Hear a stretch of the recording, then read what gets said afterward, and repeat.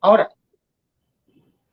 el profesor argentino Alvarado Belloso, que no penalista, aunque sí civilista, es un profesor muy atinado, hay que decirse, y es cierto, mmm, pareciera que replicara grandes teóricos y tratadistas como Robert Alexis lo explicaba ahorita desde un principio, y es comprensible cuando él dice que los principios no necesariamente tienen que estar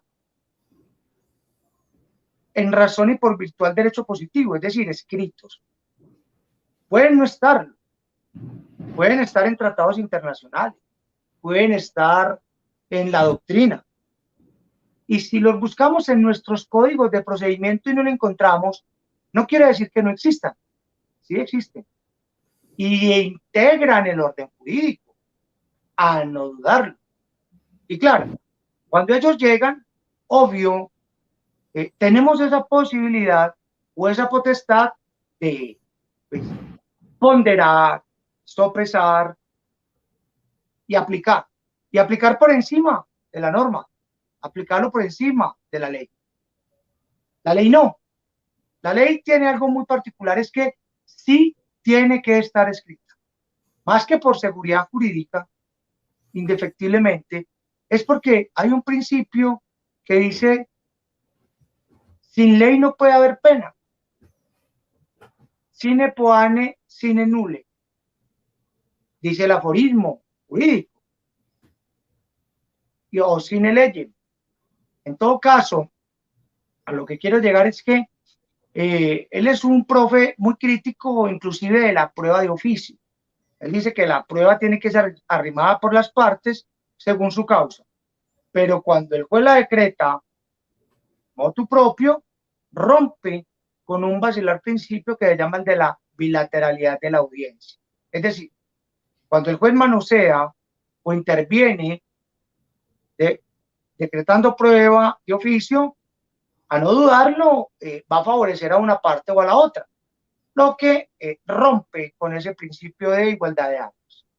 Pero, profe, para no salirme de la pregunta que usted me hace, me parece loable el hecho de que nuestras legislaciones, de acuerdo a la fase intermedia, tal y como se maneja en Ecuador, se desligue de lo que un juez de control de garantías haga en razón y por virtud a la preconstitución de la fuente de prueba.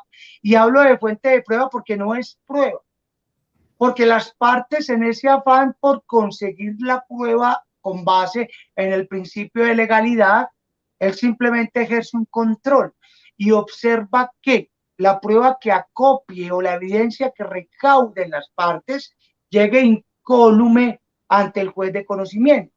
Es decir, le da la bendición partiendo del supuesto de que lo hicieron bien, no de cualquier manera. Ejemplo, no podemos pensar o sería inaceptable que un policía judicial obtenga información con base en una amenaza, pues porque esa información sería ilegalmente obtenida.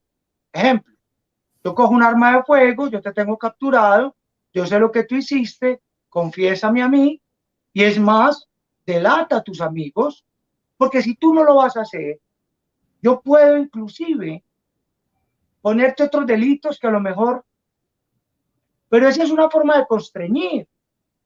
Con miedo, yo delato. Con miedo, yo me autoincrimino. Con miedo, yo confieso. Es ilegal. Entonces, todo eso es lo que tenemos que entrar a revisar de cómo se acopia la evidencia. Esos controles, juez de control de garantías, que es un juez constitucional, vela porque todo ese acopio sea debidamente recogido. Ya lo expliqué, debido proceso. ¿Pero debido proceso qué? Probatorio.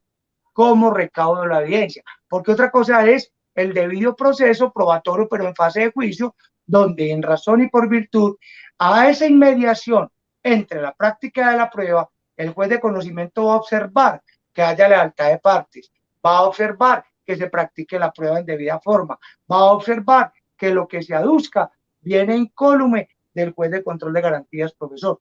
Esa es la respuesta que le doy a tu pregunta.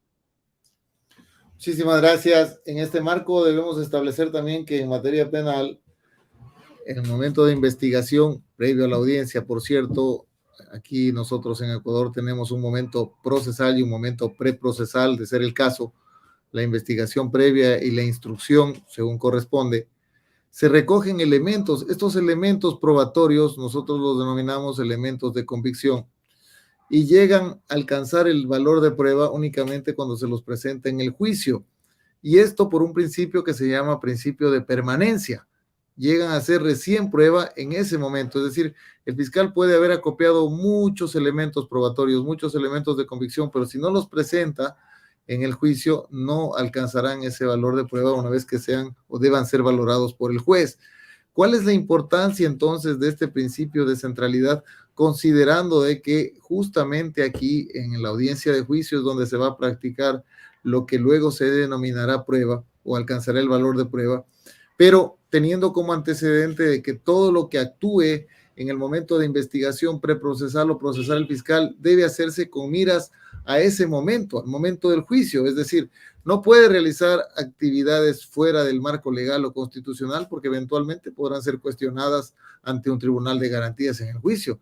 No puede el policía actuar fuera del marco de sus atribuciones porque sobre la base de un ejercicio de contradicción en el contrainterrogatorio pueden resaltarse esas debilidades e inclusive incurrir en repercusiones penales para ese policía por actuar mal.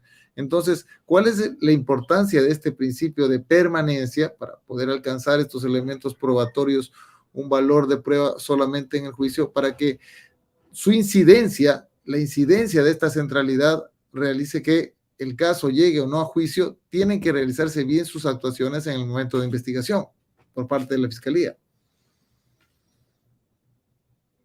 Principio de convicción y principio de permanencia. Como su nombre lo indica, parte en el sentido figurado de la palabra, etimológicamente hablando, de su propio nombre. ¿Convicción para quién? ¿Para mí o para el juez? Principio de convicción. Y principio de permanencia.